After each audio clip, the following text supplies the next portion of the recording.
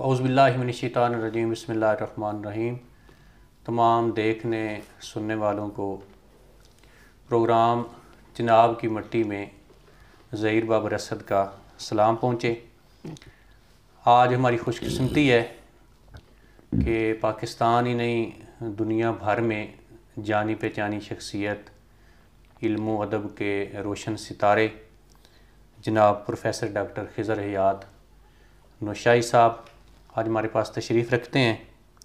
آپ سجادہ نشین ہیں درگاہ حضرت نوشو گنج بخش رنمل شریف اور دارالفقراء نوشائیہ سانپال شریف، یہاں سے آپ کا تعلق ہے۔ ہمدرد یونیورسٹی کراچی کے آپ پہلے PhD ڈاکٹر ہیں اور اسلامی تصوف کی 1200 سالہ تاریخ جو ہے اس پر آپ نے تحقیق کی ہے۔ اردو، پنجابی اور فارسی کے اندر بہت ساری شاعری ہمیں ان کی ملتی ہے۔ آپ شاعر ہونے کے ساتھ ساتھ ادیب ہیں، مؤلف ہیں، محقق ہیں، ترجمہ نگاری کے اندر آپ نے کام کیا ہے، تاریخ نگاری آپ کا شعبہ رہا ہے۔ اس کے ساتھ ساتھ آپ نے نقادی کی ہے، تحقیق کا کام آپ کا بہت بڑا ایک علمی سرمایہ ہے۔ اس کے ساتھ ساتھ آپ نے پنجابی، اردو اور فارسی کے ساتھ ساتھ انگریزی میں بھی متعدد کتب جو ہیں اور مقالات جو ہیں ان کا ترجمہ کر کے ان کو شائع کیا ہے۔ تخصص یعنی مخصوصہ شناسی جو ہے قلمی کتابوں کے اوپر آپ نے کام کیا ہے، ان کی فہرست نگاری ہو، تصحیح و تدوین ہو، ترجمہ نگاری ہو، یہ آپ کے سارے موضوعات اور شعبے رہے ہیں۔ یہ ہمارے آج کے محترم و معزز مہمان کا مختصر سا تعارف ہے۔ ان کا علمی سرمایہ اور علمی کام اس قدر ہے کہ مختلف موضوعات پہ گھنٹوں ان کے اگر انٹرویوز کیے جائیں تو شاید ہم ان کے اس علمی ذخیرے تک، علمی کام تک پہنچ سکیں۔ تو ہم بلا تاخیر اپنے آج کے اس انٹرویو کا آغاز کرتے ہیں۔ السلام علیکم ڈاکٹر صاحب۔ بسم اللہ، وعلیکم السلام ورحمۃ ڈاکٹر اللہ وبرکاتہ۔ صاحب، سانپال جیسے پسماندہ گاؤں کے اندر اتنی بڑی لائبریری اور اس قدر کام، اس کے حوالے سے بھی انشاءاللہ آپ سے بات ہوگی۔ میں یہ چاہوں گا کہ آج کے دیکھنے والوں کو، سننے والوں کو، آج کے طلباء کو جو صاحب علم و دانش ہیں ان کے لیے آپ کی جو ابتدائی زندگی ہے، بچپن کے حالات و واقعات، مشکلات، اس کے اوپر تھوڑی سی روشنی ڈالیں۔ بسم اللہ الرحمن الرحیم۔ پہلے تو میں ظہیر بابر صاحب آپ کا اور جناب کی مٹی کے حوالے سے اس پروگرام پر آپ کا میرے ساتھ ہم کلام ہونا اور مجھے یہ موقع دینا، اس پہ میں آپ کا شکر گزار ہوں اور دعا گو ہوں۔ اللہ تعالیٰ اس جناب کی مٹی کو، پنجاب کی دھرتی کو، پاکستان کو، ملت اسلامیہ کو، ہم سب کو اللہ پاک اپنی حفظ و امان میں رکھے اور اپنے لطف و کرم سے نوازے۔ شکر گزار ہوں آپ کا کہ آپ نے آج یہ موضوعات چھیڑے اور اس پہ آپ نے مجھے لب کشائی کا موقع دیا ہے۔ میں اپنے تمام سامعین اور ناظرین کو بتانا چاہتا ہوں کہ میری زندگی کی ابتدا جس گاؤں سے ہوئی اس گاؤں کا نام چنبل ہے اور وہ ضلع شیخوپورہ میں واقع ہے۔ اچھا، وہ گاؤں الحمدللہ اب بھی موجود ہے، اللہ اس کو آباد رکھے۔ میری ابتدائی زندگی وہیں سے شروع ہوئی ہے، لیکن وہاں علم و ادب کا یا تعلیم کا دور دور تک نام نہیں تھا اس گاؤں میں۔ وہاں پہ 2 گھر پڑے ہوئے تھے، ایک ہمارے جو مسجد کے امام تھے، خطیب تھے سادے سے، اللہ تعالیٰ ان کو غریق رحمت کرے، میاں عبد الرحمن صاحب، وہ دلی سے فارغ التحصیل تھے، فاضل الطب والجراحت طبیب تھے، اور پھر وہ خطیب بھی تھے، اور یا پھر ہمارا گھر تھا وہاں نوشائی خاندان کا۔ بس یہ 2 گھر پڑے ہوئے تھے، باقی پورا گاؤں جو تھا نا وہ ایسے ہی تھا، سادہ ہی۔ لیکن اس سادگی میں جو ایک لطف تھا، ہم آہنگی تھی، محبت تھی، اخلاق تھی، وہ اب نہیں ملتا۔ دور حاضر کی علمی دنیا میں سیلفش لوگ ہیں ضرور، لیکن وہ جو رچا تھا، جو محبت تھی کچے گھروں میں، جو ایک ہم آہنگی تھی، یعنی برداشت کیا، گاؤں کا ایک ہی کنواں تھا، مسجد کی کھوئی کہتے تھے، اس میں سے پانی لاتے تھے، پھر بالآخر لوگوں نے اپنے گھروں میں بنائی، تو ہمارے گھر میں بھی ایک کنواں چھوٹا سا بن گیا، اس سے پانی نکالتے تھے۔ تو دور ابتدائی جو ہے وہ ایسا ہے۔ پھر ہمارے گاؤں میں جب یہ ہندوستان پاکستان بن گیا تو سکھ چلے گئے، تو سکھوں کا جو وہ گردوارہ تھا وہ ایک عمارت موجود تھی، اس عمارت میں پرائمری اسکول قائم کیا گورنمنٹ نے۔ اچھا، اب جو اس کے اولین مدرس تھے، ہماری خوش قسمتی یہ ہے کہ ہم ان کے سامنے زانوِ تلمذ طے کیا، شاگرد ہوئے۔ وہ تھے، کیا حسین آج ذکر ہو گیا میرے استاد مکرم سے، قاضی غلام رسول صاحب، قاضی غلام رسول صاحب، اللہ پاک ان کے درجات بلند فرمائے۔ وہ گاؤں کے بیک وقت 3 طرح کی خدمات تھی ان کی۔ وہ میاں عبد الرحمن صاحب، جن کا میں نے پہلے ذکر کیا کہ وہ دلی سے فارغ التحصیل تھے، ان کے وہ بیٹے تھے میاں عبد الرحمن صاحب کے، اور وہ مسجد کے امام اور خطیب بھی تھے۔ تو ماسٹر غلام رسول صاحب جو تھے وہ بیک وقت ہمارے استاد تھے، مسجد کے خطیب تھے، یعنی جمعہ پڑھاتے تھے، اور پھر طبیب تھے، فرسٹ فزیشین گاؤں کے وہی تھے، کسی کو علاج معالجہ کرانا ہوتا تھا تو وہ انہیں سے کراتا تھا۔ تو ان کی 3 خدمات تھی، استاد بھی تھے، طبیب بھی تھے اور خطیب بھی تھے۔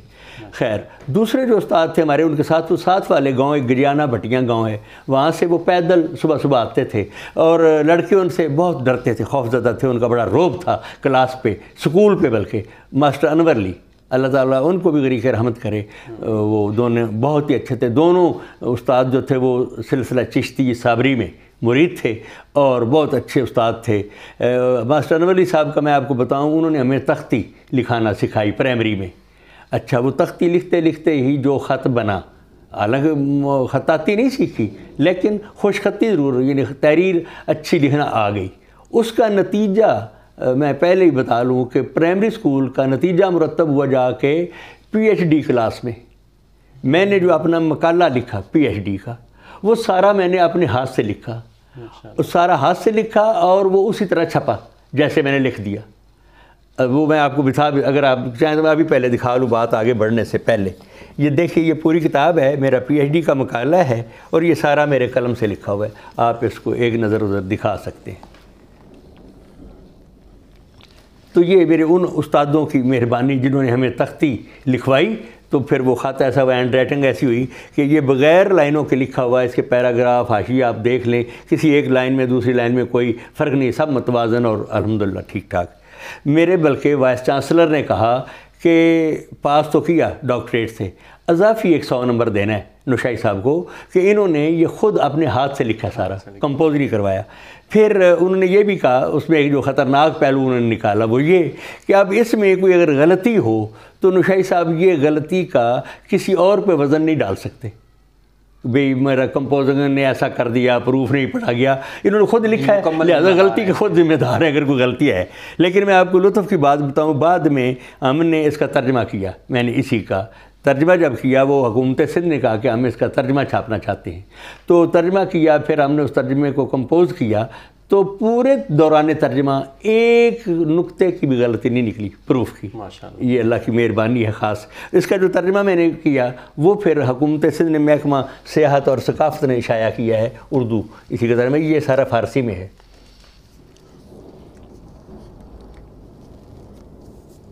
صحیح ہے؟ اچھا جی، اب پرائمری اسکول سے آگے چلتے ہیں۔ پھر ہمارا ساتھ والا گاؤں تھا آوان بھٹیاں، وہ ہمارے گاؤں سے کوئی 2 کلومیٹر کے فاصلے پر ہے۔ تو اس وقت ملیشیا کی وردی ہوتی تھی، اور بستہ جو تھا وہ کپڑے کا ہوتا تھا، ایک تھیلا، اس میں سب کاپیاں کتابیں اس میں ٹھونسی ہوتی تھی، اور ویسے کندھے پہ ڈالا ہوا، اور صبح صبح ناشتہ کر کے ہم دوڑتے ہوئے 2 کلومیٹر اپنے اسکول جاتے۔ ہمارے اس اسکول میں مجھے بڑے قابل قدر اساتذہ ملے، یہی قاضی غلام رسول صاحب جو ہمارے استاد تھے پرائمری کے، انہی کے ایک بھائی قاضی اصغر علی صاحب، وہ وہاں ٹیچر تھے، اور وہ فارسی پڑھاتے تھے، ان سے ہم نے فارسی پڑھی۔ تو 2 اور ٹیچر تھے، ان کا ذکر میں ضرور کرنا چاہوں گا، ماسٹر صدیق صاحب تھے، ماسٹر محمد صدیق شبلی، تو وہ اردو کے اور ریاضی کے استاد تھے، اور ایک تھے ماسٹر یاسین صاحب، وہ کوٹ سوندا سے آتے تھے دونوں، وہاں سے ایک گاؤں تھا۔ کیا دور تھا، سائیکلوں پہ وہ آتے تھے، ان ٹائم آتے تھے، ان ٹائم جاتے تھے۔ پھر یہ ہوا کہ جب ہم مڈل کی 8ویں کلاس میں گئے تو وہ بورڈ کے امتحانات ہوتے تھے۔ اب بورڈ کے امتحانوں کی تیاری ہمیں سکول میں رکھ کر کی جاتی تھی، رات وہیں رکھتے تھے، اس کو کہتے تھے نائٹ کلاس، رات کی کلاس۔ اچھا، کوئی اس کا ٹیوشن فیس یا کچھ نہیں، وہی جو تنخواہ ان کو سرکار سے ملتی تھی اسی پہ وہ اپنے شاگردوں کو تیار کراتے تھے۔ انہوں نے ہماری تیاری کرائی، اور وہ سن 65 کی جنگ بھی لگی ہوئی تھی اور امتحان کچھ لیٹ بھی ہوئے، لیکن الحمدللہ پھر وہ ہم نے امتحان پاس کیے۔ پھر جو ہائی اسکول تھا وہ ہمارے گاؤں سے کوئی 9 کلومیٹر کے فاصلے پر ہے، بلکہ 9-10 کلومیٹر ہوگا، اجنیا والا ہائی اسکول۔ وہ پرائیویٹ اسکول تھا، پبلک ہائی اسکول، تو ہم سائیکلوں پہ جاتے تھے۔ اب صبح صبح ہاتھ بھی بڑے ٹھرے ہوتے تھے سردی سے، تو لیکن وہ جو لڑکا لیٹ ہوتا تھا وہ سوٹیاں مارتے تھے اس طرح۔ تو وہ ایک دور تھا، استاد سختی کرتے تھے لیکن وہ ہمارے فائدے کی تھی۔ اب تو ایک اعلان ہو گیا جی، مار نہ پیار، وہ نہ پیار ہے نہ مار ہے، کسی بچے پہ کوئی روب نہیں ہے، اور استاد بھی اب ٹیوشنیں پڑھاتے ہیں، پیسے لیتے ہیں، تجارت ہو گئی اب تعلیم بھی۔ الحمدللہ میں شکر ادا کرتا ہوں کہ ہم جس دور میں پڑھے ہیں اس دور میں تعلیم تجارت نہیں تھی، خدمت تھی اور پڑھنا تھا۔ اور استاد جو اردو کا استاد ہے وہ صرف اردو نہیں پڑھا رہا، وہ اس کے ساتھ سیاق و سباق سے عربی بھی، اردو بھی، فارسی بھی ملا کے تو ایک ذہن سازی کرتے تھے، ادیب بناتے تھے، شاعر۔ پھر ہمارا وہ بزم ادب ہوتی تھی، اس میں نظمیں سنانی، کہانیاں پڑھنی یا کچھ نہ کچھ حصہ لینا، تو یہ شوق انہوں نے ابھارا اور چلایا، تو چلتا رہا سلسلہ۔ اس نے اتفاق یہ ہے کہ جو ہی میں نے میٹرک کیا جس سال، اسی سال دسمبر میں آ کے میرے والد صاحب کی ڈیتھ ہو گئی، فوت ہو گئے میرے والد مکرم۔ تو نتیجہ یہ ہوا کہ وہ سارا گھر بار کا جتنا بھی بار گراں تھا وہ گھر میں بڑا لڑکا ہونے کی باعث وہ میرے سر پہ آ گیا۔ اللہ کی توفیق تھی، اللہ نے یہ سر پہ ڈالا، اسی نے ہمت دی، اسی نے برداشت کی قوت عطا کی۔ تو یہ ہوا کہ پھر گھر کا کام کاج شروع ہو گیا، کھیتی باڑی، زراعت، ہماری زمینیں تھیں وہاں ضلع شیخوپورہ میں، تو وہ ہل چلانا، اس وقت ہل کی کاشتکاری ہوتی تھی، ٹریکٹر نہیں ہوتے تھے، بیلوں سے وہ چلانا، ہل بھی چلانا، گندم کاٹنی، اس کو گانا، وہ سارا ایک عمل جو تھا زمینداری کا، مال مویشی سنبھالنا، چارہ کترنا، بنانا، وہ کرتے رہے کچھ عرصہ وہ کیا۔ پھر اس کے بعد خوش نصیبی سمجھیے کہ میرے یہ ننیحال جو تھا سان پال میں، میرے ماموں حضرت قبلہ سید شریف احمد شرافت الشاہی رحمۃ اللہ علیہ، اللہ ان کو غریق رحمت کرے، اس گاؤں میں بیٹھ کر انہوں نے اس زمانے میں جب لائٹ نہیں تھی، راستہ نہیں تھا، اس طرف دریا تھا، دریا عبور کرنا، شہر رسول نگر تک پیدل دریا عبور کرنا، تو پھر کوئی سفر شروع ہونا، ادھر گجرات جانا ہے تو مگووال تک پیدل جانا، پھر تانگے پہ گجرات، تو پھر سفر پھالیے تک پیدل جانا، یہ وہ زمانہ تھا۔ اس زمانے میں جب خود کار پینسلیں قلم نہیں تھے، قلم بنا کے دوات بنا کے لکھا جاتا تھا ڈوبے لگا کے، اس زمانے میں انہوں نے 300 کتاب لکھی یہاں بیٹھ کر اس گاؤں میں۔ تو وہ 300 پرنٹ ہوئی ہے؟ نہیں، ساری پرنٹیں ہی ہیں، کچھ پرنٹ ہیں دکھائی جا سکتی ہیں، غیر مطبوعہ بھی ہیں، اور بہت ساری چھپی گئی ہیں۔ ان کی ایک کتاب یہاں رکھی ہوئی ہے، آپ کو دکھا سکتا ہوں۔ ایک تو یہی ہے تذکرہ شعراء نشائیہ، ایک کتاب ہے شریف التواریخ، پورے خاندان کی تاریخ ہے، اور وہ 9000 صفحے پہ ہے، 17-18 جلدوں میں، اتنی بڑی وہ کتاب ہے، اور بھی بہت سارا کام ہے ان کا۔ تو خیر وہ پھر ہم موضوع سے ہٹ جائیں گے، لیکن یہ ہوا کہ انہوں نے مجھے اور اپنا بھتیجا جو ان کا، میرا وہ ماموزاد بھائی ڈاکٹر عارف شاہی، اب تو وہ بھی PhD ڈاکٹر ہے، اس وقت ہم میٹرک کے 2 اسٹوڈنٹ تھے، ہمیں انہوں نے ہیلپر کے طور پر ساتھ لیا۔ ایرانی ایک ادارہ بنا اسلام آباد میں، مرکز تحقیقات فارسی ایران و پاکستان، وہ پاکستان میں فارسی زبان و ادب کے حوالے سے تحقیق کرنا چاہ رہے تھے۔ تو انہوں نے حضرت شرافت صاحب سے کہا کہ ہمیں یہ کتابیں وہاں لا کے دکھائی جائیں ہمارے ادارے میں۔ تو انہوں نے 2 گٹھڑیاں باندھی اور ہمیں بار بردار کے طور پر بھی نوجوان بچیاں یہ اٹھا لیں گے، تو وہ ہمیں ساتھ لے گئے۔ خیر وہ ہم گئے، انہوں نے کتابیں دیکھیں، پھر انہوں نے کہا جی ہم گاڑی پہ یہ کتابیں رکھ کے آپ کو واپس پہنچا دیتے ہیں، اگر یہ دونوں لڑکے آپ ہمیں دے دیں۔ وہ نیا ادارہ بنا تھا، مرکز تحقیقات فارسی ایران و پاکستان، اور اس میں جو اس کے بانی تھے علی اکبر تھے جو ڈائریکٹر، لیکن اس میں جو فعال کردار تھا وہ ہمارے استاد تھے محمد حسین تسبیحی، محمد حسین تسبیحی ایرانی تھے۔ وہ مخطوطات پہ، کلمی کتابوں پہ کام کرنا چاہتے تھے، پاکستان کی لائبریریوں کا سروے کرنا، سروے آف لائبریریز جن میں فارسی مخطوطات موجود ہیں۔ انہوں نے پھر وہ کتاب لکھی، کتاب خانہ ہے پاکستان کے نام سے، اور ان میں موجود فارسی مخطوطات کا پھر ایک فہرست نگاری کی گئی، جس کو انگلش میں ہم یونین کیٹلاگ کہہ سکتے ہیں۔ اس کو فارسی میں پھر فہرست مشترک نسخہ ہائے خطی فارسی پاکستان کے عنوان سے وہ پھر 14 جلدوں میں کتاب چھپی ہے۔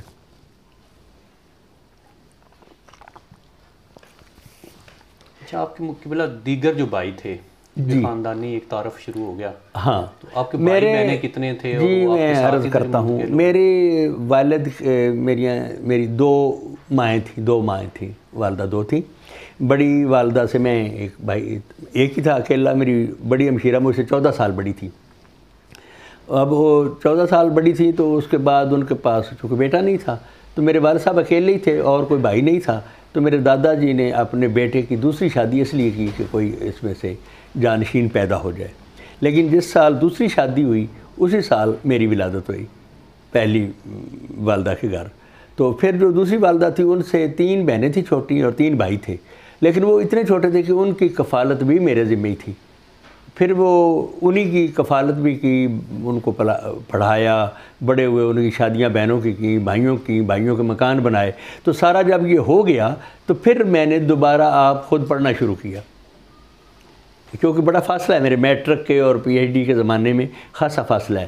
پھر اس میں یہ سارا کام شیخو پورہ میں ہوا ہے یا ادھر سان پال کے اندر؟ نہیں، یہ نہ وہاں ہوا نہ یہاں، یہ تو چل پھر کے ہوا ہے، چلتے ہوئے مختلف لائبریریوں میں جانا رہنا کرنا۔